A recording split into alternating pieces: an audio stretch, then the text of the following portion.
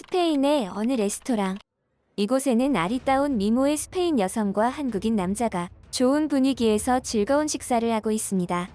그런데 분위기 좋게 식사를 마친 남녀는 갑작스럽게 표정들이 어두워지며 심각한 이야기를 하기 시작하는데요. 이는 스페인 미녀 여성이 한국인 남성에게 이별을 통보했기 때문입니다. 그런데 이게 도대체 무슨 일인지 정적이 흐르던 이곳에서 한국인 남성은 스페인 여성에게 다급하게 무언가 이야기를 하더니 자리를 뛰쳐나가고 맙니다.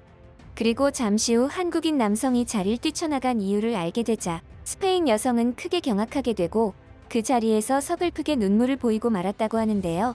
도대체 그들에게는 무슨 사연이 있었던 것일까요? 아니, 아빠. 좀 천천히 좀 해. 그러다 다치겠어. 이렇게 다혈질의 성격이 급한 아빠랑 엄마는 어떻게 연애하고 결혼했어? 정도가 심해도 너무 심해. 저는 스페인에서 미술 관련 업계에 종사하는 카타리나 로페스라고 합니다. 저희 아버지는 제가 미성년자일 때 돌아가셨습니다. 성격이 매우 다급하고 다혈질적인 성격의 아버지셨지만 저에게는 너무나 소중하고 사랑하는 사람이었죠. 그런 성격 때문에 심장질환을 얻으셨는데 아버지가 돌아가신 이유를 알게 된 이후부터는 저의 주변에서 아버지와 같은 다급한 성격을 지닌 사람들은 서서히 인연을 끊기에 이르렀습니다. 더는 저에게 있어서 소중한 사람을 잃고 싶지 않다는 두려움이 생긴 탓이었어요. 저는 학창시절부터 성인이 된 지금까지도 끊임없이 남자들의 고백을 받는 나름 인기 있는 여자였습니다. 제 입으로 그런 말을 늘어놓으니 참 민망하네요. 하지만 사실이니까요. 그런 저였지만 의외로 남자를 사귀어 보지도 못한 연애고자였습니다. 오히려 너무 과하다 보면 모자란 것만 못한 탓이겠죠? 그런 저에게 언제부터인가 사랑하는 사람이 생겼습니다. 제 주변에서는 제가 이 남자를 만나고 사랑에 빠졌다는 것을 이해하지 못했습니다.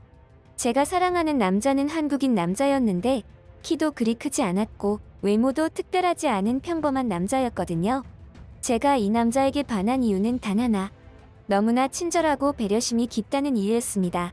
물론 저에게 접근한 다른 남자들도 처음에는 저를 꼬시기 위해서 친절한 척을 했지만 조금만 대화를 나눠보면 그것이 진심인지 가짜인지 금방 탄로 나는 법이죠. 그렇게 저는 한국인 남자와 사랑에 빠졌고 정식으로 사귀게 되었고 너무나 행복한 시간이 이어졌습니다. 그 일들이 있기 전까지는 말이죠. 저는 한국인 남자친구의 모든 점이 마음에 들었지만 한 가지 불만이 있었습니다. 그건 바로 남자친구의 성격이 너무나 급하다는 것이었죠. 꼭 돌아가신 아버지가 생각이 날 정도로 말이에요. 어느 날은 지인들을 불러서 남자친구와 돼지고기구이 식당에서 고기를 구워 먹은 적이 있었습니다. 그런데 글쎄 남자친구는 고기가 익지도 않았는데 피가 흥건한 채로 자꾸 집어먹는 거 아니겠어요? 좀 익으면 천천히 먹으라고 그렇게 이야기하는데도 남자친구는 이 정도면 먹어도 돼 라며 허겁지겁 먹기에만 바빴죠. 사실 저야 고기 따위 천천히 먹으면 그만이지만 지인들 앞에서 저러니까 뭔가 창피하기도 하고 그들에게 신뢰가 될 수도 있다는 생각에 이건 아닌데 라는 생각을 하게 되었죠. 제가 이 문제로 여러 번 남자친구와 이야기를 나누어 보았지만 그때마다 남자친구는 한국 남자들은 원래 다 그렇다는 말만 반복했죠.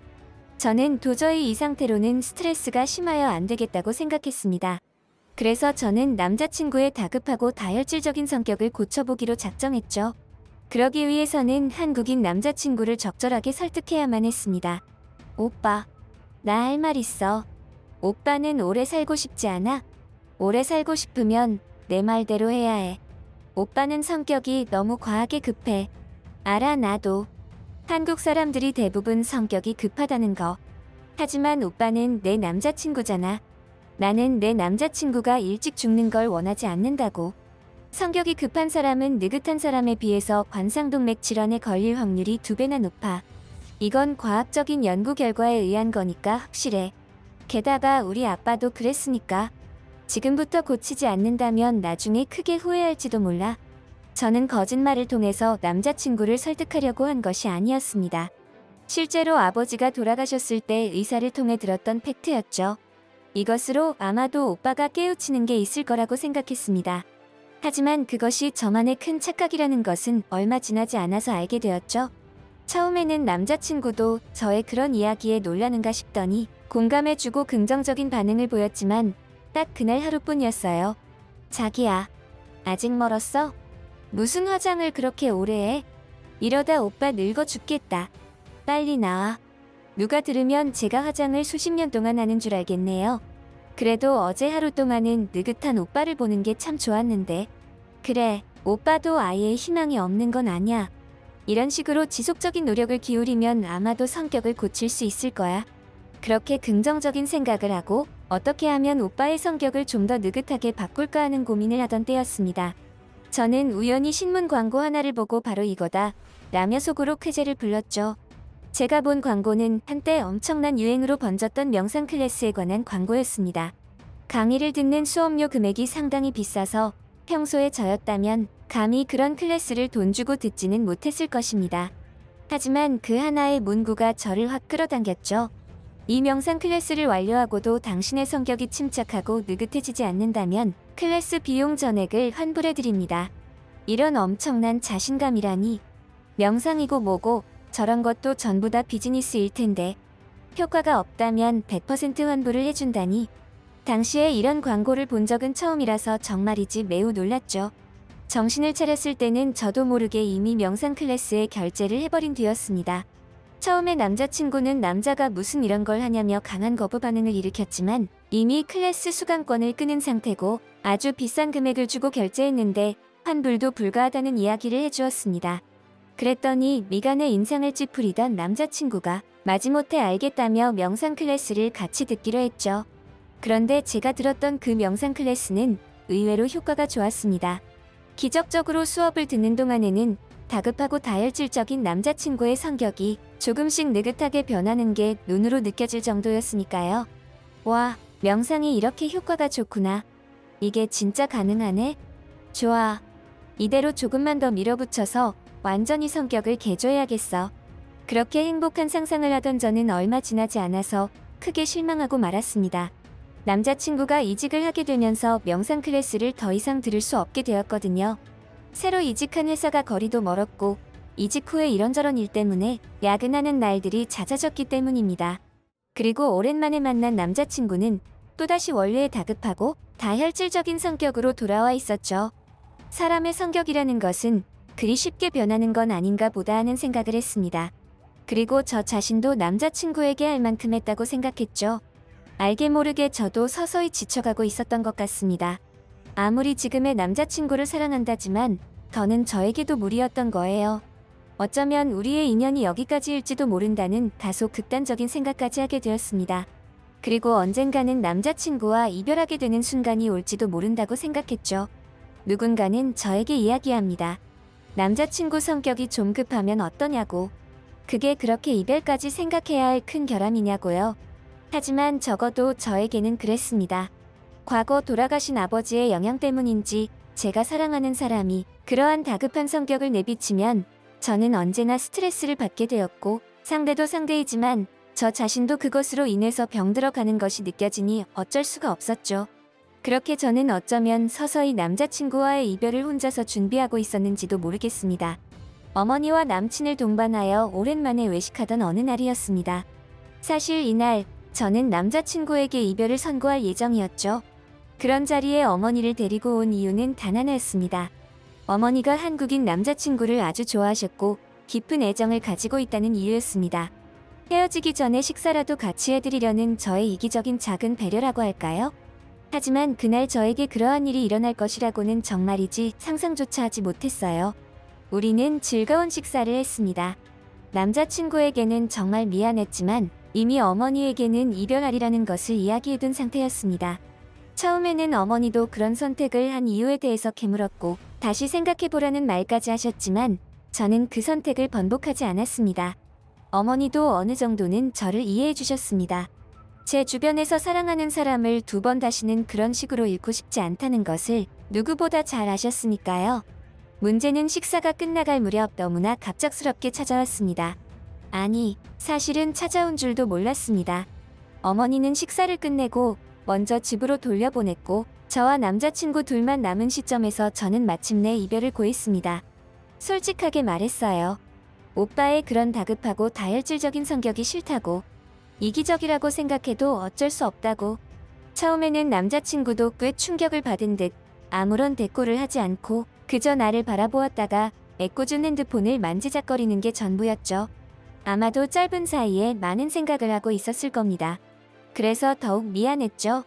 저는 오랜 시간 혼자서 고민하고 이기적인 결정을 내린 것이지만 남자친구 입장에서는 갑작스러운 청천벽력과도 같은 일이었을 테니까.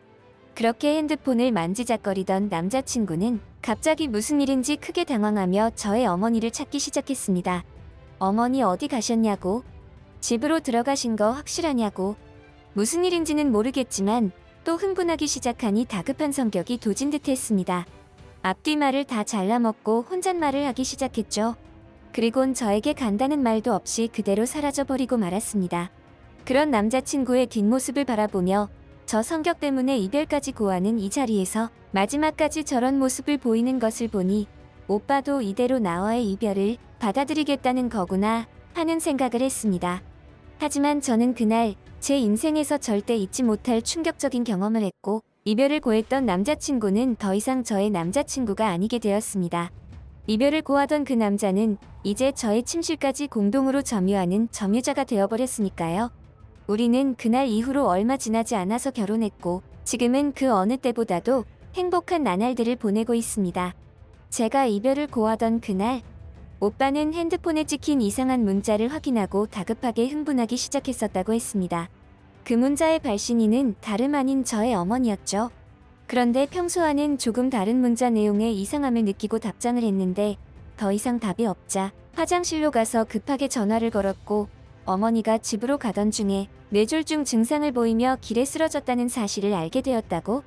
그리고 곧바로 뛰쳐나가 구급대에 연락을 취하고 뛰어서 어머니가 있는 곳으로 갔다고요. 그곳에서 다급하게 응급 조치를 취한 덕분에 어머니는 골든타임을 넘기지 않을 수 있었습니다. 그 덕분에 어머니는 지금 우리의 곁에서 건강하게 잘 지내고 있죠. 그것도 아주 우리 남편의 진정한 팬이 되어서 말이에요. 카타리나, 너 남편한테 말버릇이 그게 뭐니? 좀 더 존중하지 못해? 성격은 김서방이 아니라 네가 고쳐야 해. 우리 김서방 성격이 얼마나 좋은데 그래? 두 번 다시 김서방한테 그런 거로 뭐라고 하지 마. 알겠지?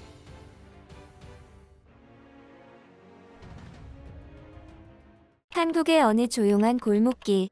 이곳에는 독일에서 여행을 온 여성이 무언가를 찾아다니는 듯 신중하게 이곳저곳을 돌아다니고 있습니다. 한참을 돌아다니던 독일 여성은 어느 순간 특정한 한 곳을 바라보며 매우 실망한 듯 무언가 중얼거리기 시작하는데요. 하지만 실망한 듯 보이던 독일 여성은 불과 한 시간이 채 지나기도 전에 그곳에서 충격적인 사실들을 깨닫게 되고 경악했다고 합니다. 도대체 그녀는 한국의 골목길에서 무엇을 목격한 것일까요? 안녕하세요. 저는 독일에서 아이스크림 프랜차이즈 가맹점을 운영 중인 미나 테라사라고 합니다. 남편을 만나 결혼을 했고 사랑하는 딸까지 얻었지만 불의의 사고로 남편을 여의고 지금은 어린 딸과 둘이 생활하고 있습니다. 어릴 적부터 지독한 가난의 환경에 노출되어 자란 저는 늘 부유한 집안의 사람들을 보며 부러움을 느꼈습니다. 저런 부자들처럼 경제적인 자유를 누리려면 어떻게 해야 할까? 나도 정말 저런 사람들처럼 돈 걱정 없이 행복하게 살고 싶다. 라는 생각을 수도 없이 했죠. 그러다가 제가 내린 부자가 되는 방법은 바로 장사를 해야 한다는 것이었습니다. 늘 그런 생각으로 머릿속이 꽉 차 있던 저는 어느 날 우연히 보게 된 하나의 광고로 인해 인생의 작은 변화를 겪게 되었죠. 제가 본 광고는 미국의 아이스크림 프랜차이즈 광고였는데 그때는 아무런 지식 없이 그저 느낌만으로 저 아이스크림 매장을 갖게 된다면 나는 부자가 될 거야 라는 생각을 했습니다. 당시 저는 장사를 하기 위해 막연하게 목돈을 모아가던 시기였고 광고를 보고 해당 프랜차이즈 회사와 접촉하여 계약을 해버리고 말았죠. 다소 성급한 판단이기는 했지만 워낙 유명한 프랜차이즈였기에 사기를 당할 염려는 없었습니다. 그리고 이미 독일 내에서도 종종 보이는 매장이어서 장사도 잘 될 것이라고 생각했죠. 그 회사와 계약을 체결하고 이제는 저도 부자의 문턱에 진입했다는 생각에 설레어서 잠이 오지 않을 지경이었습니다. 사실 이 과정에서 딸과의 사소한 마찰이 있어서 조금은 마음에 걸렸죠. 딸은 이 문제를 조금 더 신중하게 결정해야 하지 않을까 하는 생각에 조언했는데 뭐라더라? 한국을 한번 가보자고 하던가? 그때는 딸의 그런 말을 깊이 생각하지 않았습니다. 한국은 우리와 마찬가지로 지독한 전쟁을 겪은 국가였지만 그 누구보다 빠른 시간 내에 그것을 극복하고 선진국의 지위까지 취득한 유일무이한 나라였죠. 저도 한국에 대해서는 어느 정도 알고 있었습니다. 과거 전쟁을 겪을 당시에 우리 독일에서도 참전하여 한국을 도운 적이 있었고 그 이후로도 여러 교류로 인하여 아주 친분이 깊은 나라라는 것을요. 게다가 요즘에는 드라마나 영화들이 아주 재밌는 게 많은 나라라는 것도 말이에요. 하지만 저는 그런 것들과는 상관없는 부자가 되기 위한 인생 설계를 하고 있는 것이기에 딸의 조언을 귀담아 듣지 않았습니다. 결국 저는 독단적인 결정으로 미국 계열의 아이스크림 프랜차이즈 가맹점을 개업하게 되었죠. 개업 효과인지는 모르겠으나 처음에는 다소 과하다 싶을 정도로 손님들이 찾아왔습니다. 그때는 이러다가 금방 부자가 되겠다 싶은 생각이 들더라고요. 역시나 내 선택이 아주 탁월했다는 자긍심까지 들었으니까요. 이대로만 잘 운영해 나가보자며 스스로를 토닥이며 가게 운영에 최대한 집중하고 있었습니다. 그런데 그러한 기쁨들도 잠시, 초반 며칠과는 확연히 다른 모습에 저는 적잖이 당황하고 말았습니다. 그렇게 밀려들던 손님들이 약속이나 한 듯 동시다발적으로 발길을 끊었거든요. 마치 누군가 연기자들을 데려와 잠깐 동안 저에게 환상을 심어준 듯한 느낌마저 들었습니다. 그렇게 매장을 개점하고도 6개월이 지났지만 대박의 징조는 전혀 보이지 않았습니다. 장사가 어느 정도는 되지만 딱 밥만 먹고 사는 정도였죠. 이런 식으로는 절대 부자가 될 수 없고 경제적인 자유를 누릴 수 없다는 생각이 들었습니다. 그리고 어쩌면 제가 너무 성급하게 이러한 중대 결정을 내린 것은 아닐까 하는 자책까지 하게 되었죠. 딸의 말대로 조금 더 신중하게 선택해야 했는데 라면서 말이에요. 그렇게 한동안은 울며 겨자 먹기로 어쩔 수 없이 아이스크림 매장을 운영해 나갔습니다. 그렇다고 해서 당장 제가 할 수 있는 선택지가 없었기에 할 수 있는 일을 해야 했죠. 하지만 겨우 밥만 먹고 사는 수준으로 장사가 되는 상황인데 하루 종일 가게에 붙어서 일을 해야 하니까 서서히 불만이 커지더군요. 직원을 고용하려고 해도 인건비 부담 때문에 배보다 배꼽이 더 커지는 상황이 오게 되니 그럴 엄두도 나지 않았습니다. 그러다가 그 사달이 나고 말았죠. 매장에서 일을 하고 있는데 전화 한 통을 받았습니다. 평상시처럼 배달 전화인가 하고 무심하고 사무적으로 전화를 받았지만 전화기 너머로 들려오는 목소리에 매우 놀라고 말았습니다. 전화가 걸려온 곳은 다름 아닌 병원이었고 지금 학교에 있어야 할 저의 소중한 딸이 크게 다치는 바람에 병원에 이송되어 왔다는 말을 전해 들었거든요. 처음에는 사기꾼인가 하는 생각이 퍼뜩 들기도 했지만 보호자가 필요하다는 말과 함께 병원의 주소를 받은 저는 일이 심상치 않다는 것을 깨달았습니다. 하지만 저는 결국 딸이 다친 상황에서도 병원을 찾아가지 못했습니다. 이게 무슨 신의 장난인지 그날따라 손님들이 줄지어 가게를 드나드는 바람에 도무지 자리를 비울 수가 없었거든요. 딸이 중요하지 그런 게 뭐가 그리 중요하냐고 하시는 분들도 있을 텐데 자영업을 하시는 분들은 아마도 저의 심정을 조금이나마 이해를 하실 거라고 생각이 듭니다. 제가 없으면 가게가 돌아가지 않는 상황이고 곧바로 문을 닫아야 하는데 그렇게 되면 당장의 생활비도 부족하게 되고 더구나 우리 가게를 방문했다가 헛걸음을 한 손님들은 우리 가게에 대한 부정적인 이미지가 생겨서 한동안은 다른 가게를 방문하기 때문에 그 잠깐의 시간조차 저에게는 허락되지 않은 것이죠. 결국 가게 영업시간이 지나고서야 딸의 상태를 살필 수 있었고 뼈에 금이 살짝 간 정도여서 큰 수술이 필요한 상황은 아니었기에 다행이었습니다. 하지만 저는 그날 너무나 괴로운 마음이었죠. 어린 것이 혼자서 병원에 가서 치료받고 또 혼자서 집으로 돌아와 제가 퇴근을 했을 때는 자기 방에서 곤히 자는 딸의 모습을 보는데 괜한 자책감이 들고 마음이 이상하더라고요. 내가 이러려고 이 개고생을 하고 있나 싶은 마음이 들었죠. 결국 저는 큰 고민에 빠지게 되었습니다. 가게를 그만두고 다른 일을 할 것인가? 아니면 지금처럼 밥이라도 먹고 사는 것에 만족하며 딸과의 소중한 시간을 포기할 것인가를 두고요. 그렇게 저는 모든 의욕을 잃고 포기해버리고 싶다는 충동에 빠져서 어찌해야 할지를 모르고 있었습니다. 그런데 그때 평소에 알고 지내던 지인이 안부차 연락을 주었다가 저의 그러한 사정을 알게 되고 놀라운 조언을 해주었습니다. 이미 들어본 적이 있는 나라, 바로 한국에 대해서 언급했죠. 한국은 이런 자영업 쪽으로는 굉장한 선진 문화를 가지고 있다는 정보였습니다. 그곳에는 거의 국민의 절반이 자영업을 한다나 뭐라나. 그렇기에 그쪽으로는 이색적이고 독특한 것들이 많고 저에게 도움이 될 만한 것들이 있을지도 모른다는 이야기였죠. 딸도 그렇고 지인도 그렇고 한국에 대해서 좋은 이야기들을 지속해서 들으니까 저의 마음도 점점 그쪽으로 기울었습니다. 믿져야 본전이라고 생각했고 정 안 되면 딸과 함께 오랜만에 여행을 간다는 심정으로 한국에 한번 들러보기로 했죠. 어차피 제가 내릴 수 있는 선택은 가게를 접거나 운영하거나 둘 중 하나였으니 말입니다. 그렇게 저는 딸과 함께 처음으로 한국이라는 나라에 방문하게 되었습니다. 한국은 참으로 놀랍고 흥미로운 나라였습니다. 이곳이 과연 과거 전쟁을 겪었던 나라가 맞나 싶은 정도로 많은 변화를 겪은 것처럼 보였습니다. 사람들은 목적의식이 대단했고 때에 따라서는 여유가 넘쳤고 또 아주 바쁘게 움직였습니다. 이곳은 마치 검은 머리의 뉴요커들이 거리를 활보한다는 느낌을 받았죠. 그만큼 선진 국민들의 인식이 느껴졌으니까요. 그들은 늘 외부인에게 친절했고 배려심이 넘쳤습니다.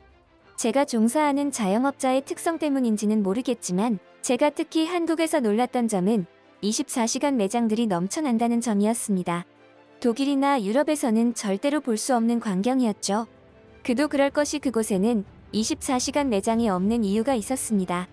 특히 밤이나 새벽 시간대에는 범죄율이 높아서 위험한 시간대로 인식되고 있어서 사람들이 외출을 잘하지 않는다는 점이 있었고 24시간 매장을 운영하게 되면 절도의 범죄에서 자유로울 수 없기 때문이었죠.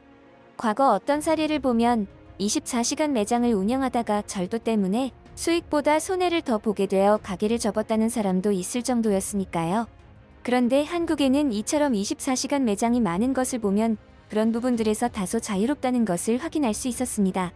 나중에야 알게 된 사실이지만 이곳 한국에서는 워낙 치안이 좋아서 도둑이 잘 없고 한국인들의 민족 특성상 타인의 물건을 손대는 것을 극도로 꺼려서 이런 일들이 가능하다는 것이었죠.